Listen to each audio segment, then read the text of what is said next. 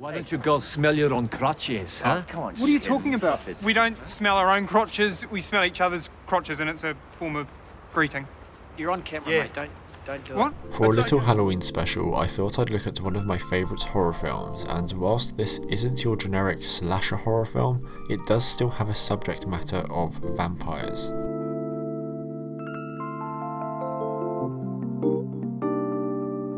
What We Do in the Shadows is not only one of the most entertaining films of the past decade, but one of the most entertaining TV shows as well. The basis for the film was so strong and it was executed so perfectly that it has become one of the most highest rated TV shows in recent times. But what makes it so good? Apologies for a bit of a shorter video today, my throat has been horrible for the past few days, but I really wanted to get this out on Halloween. Back to normal on Wednesday though. In today's video I'll be looking at mixing comedy and horror, as well as taking a wider look at the mockumentary style and why it works so well.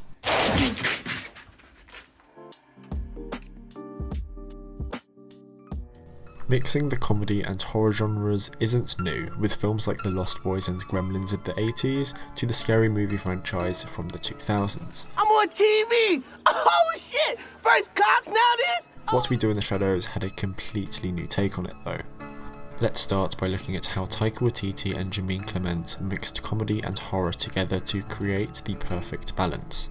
This isn't your generic slasher film. We have a few senseless vampires and a couple of werewolves that are so outrageous that it's not physically possible for it to happen in real life. But in something like Scream, where whilst it's extremely unlikely to happen, teens murdering other teens isn't exactly a new thing.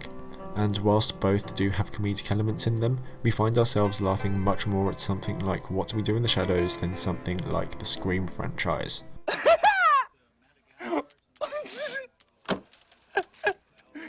There's something about Waititi's style that is just unlike any other director today. As we saw in Jojo Rabbit, he can blend any genre with comedy, no matter how dark the subject matter may be. And whilst this isn't your generic horror, and at times may feel more like a comedy, it manages to have the perfect mix to make it fun for everyone. Step back and block high. Okay. And punching high. Yep. High.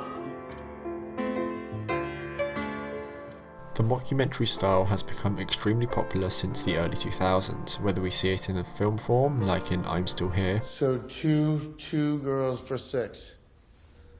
or TV form, like in The Office, or my personal favourite, Documentary Now. It allows the writers and directors to freely express themselves without having to take it too seriously. Let's look at what makes the mockumentary style so distinct. Firstly, it truly makes you feel as though you are in a room with the characters. Unlike good cinematography where you can absorb the audience into the room, you already have that with a mockumentary as a start. You don't have to worry as much as certain camera angles you may have to use to say something to the audience, or what kind of movement you should use, since, like a documentary, it's very natural.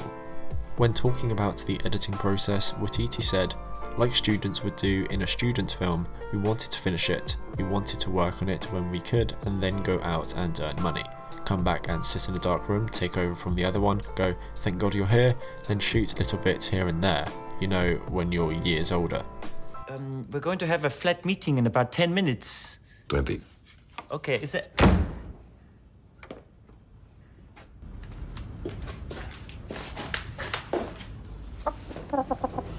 Ultimately, this is more of a comedy film than anything else. Sure, we have vampires as a basis for the film, and apart from a couple of outrageous moments and jump scares, there isn't much to make it anything more than a family-friendly Halloween film.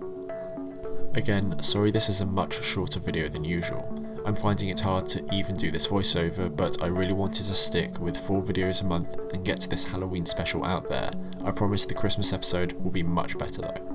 I hope you enjoyed this video looking at What We Do in the Shadows. If you have a film or TV show that you'd like to see me analyse, then leave a comment down below. If you found it informative, a like is appreciated, and if you'd like to see more videos like this, then hit the subscribe button. Thank you for watching, and I'll see you next time.